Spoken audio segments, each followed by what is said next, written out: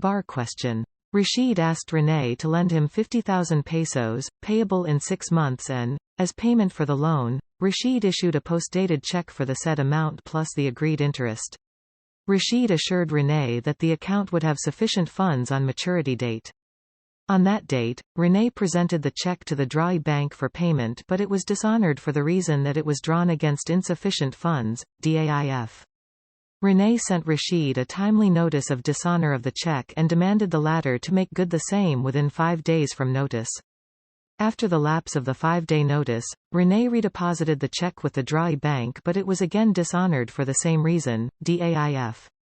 Renee thereafter filed 2 separate criminal actions against Rashid.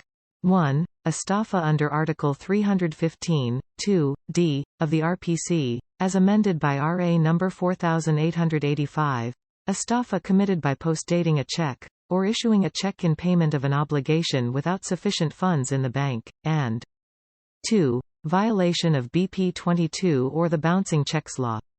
Can he be held liable under both actions? Yes. Rashid can be liable for estafa and also for violation of BP.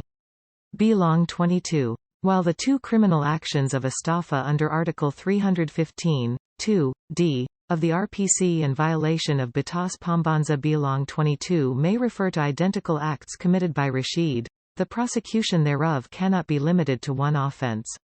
Because a single criminal act may give rise to a multiplicity of offenses and where there is variance or differences between the elements of an offense in one law and another law.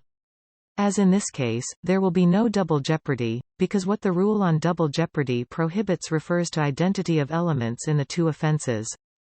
Otherwise stated, prosecution for the same act is not prohibited. What is forbidden is prosecution for the same offense. Essentially, while a BP 22 case and an estafa case may be rooted from an identical set of facts, they nevertheless present different causes of action, which, under the law, are considered separate, distinct, and independent from each other.